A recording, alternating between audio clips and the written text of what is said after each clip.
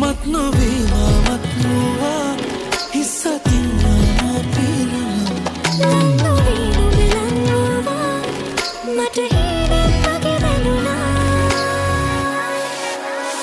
පැටලී නුඹේ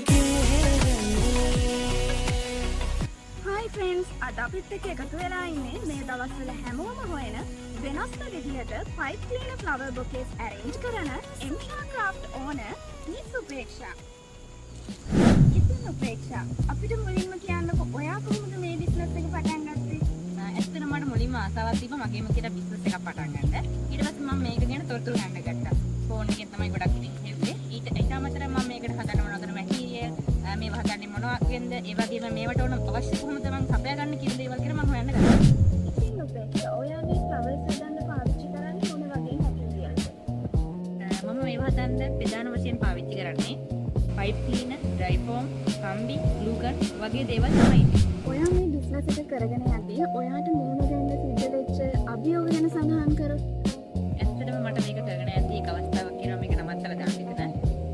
මොකද මම මේක කොච්චර හදන්න උත්සාහ කරත් ඇත්තටම මේක මට ඕන හැටියට ආවේ නැහැ.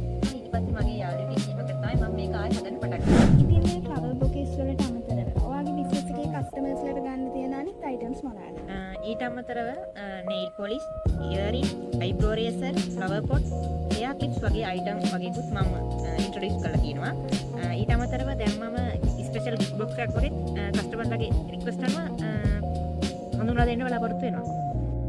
ඉතින් අද වෙනකොට මට ගොඩක් order ලැබිලා තියෙනවා. ඒ ලැබුණ අය ගොඩක් සතුටු වෙනවා.